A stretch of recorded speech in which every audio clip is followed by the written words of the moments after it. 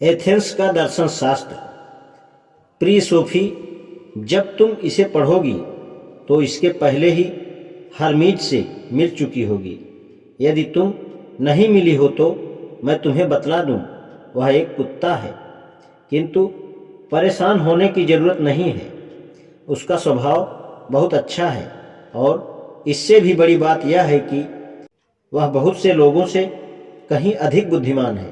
खैर, वह किसी भी हालत में जितना बुद्धिमान है उससे अधिक दिखने की कोशिश नहीं करता। तुम यह भी नोट कर लो, उसे यह नाम यूं ही नहीं दिया गया है।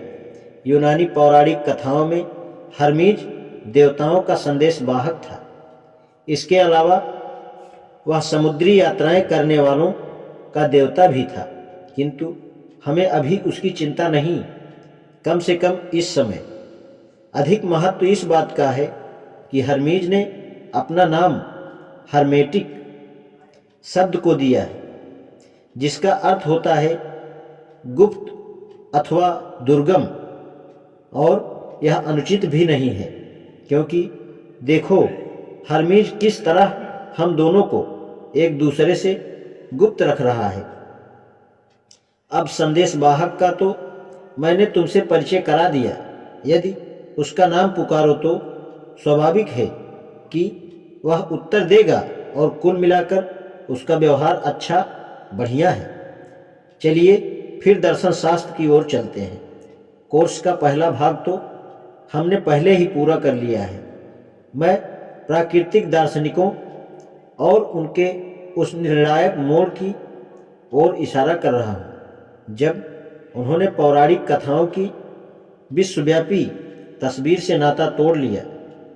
अब हम तीन महान शास्त्रीय क्लासिकल दार्शनिकों सुकरात, अफलातून, प्लेटो और अरिस्टोटल से मिलने जा रहे हैं। इन तीनों दार्शनिकों ने हर एक ने अपने अपने ढंग से पूरी यूरोपीय सभ्यता को प्रभावित किया है। प्राकृतिक दार्शनिकों को सुकरात पूर्व दार्शनिक भी कहा जाता है, क्योंकि वे सुकरात से पहले हुए थे। यद्यपि डिमोक्रिटस की मृत्यु सुकरात के कुछ वर्षों बाद हुई, किंतु उसके विचार सुकरात पूर्व प्राकृतिक दर्शन शास्त्र के हैं। सुकरात एक नए युग का प्रतिनिधि है, सभी तरह से, भौगोलिक एवं सामयिक रूप से भी। वह उन महान दार्शनिकों में से एक था जिनका जन्म एथेंस में हुआ था। वह और उसके दो उत्तरावर्ती दार्शनिक वहां पैदा हुए थे, रहे थे और वहां काम करते थे। तुम्हें याद होगा कि एनेक्सागोरस भी एथेंस में कुछ समय रहा था, किंतु उसके द्वारा सूरज को लाल गर्म पत्थर कह देने के कारण लोग उसके पीछे पड़ गए और उसे वहां से निकाल कर ही दम लिया। सुकरात का हाल तो इससे भी बुरा हुआ। सुकरात के समय में एथेंस यूनानी सभ्यता का केंद्र था। दार्शनिक जिज्ञासा प्रोजेक्ट के स्वरूप में भी प्राकृतिक दार्शनिकों से सुकरात की ओर बढ़ते हुए जो परिवर्तन हुए वे ध्यान देने योग्य हैं।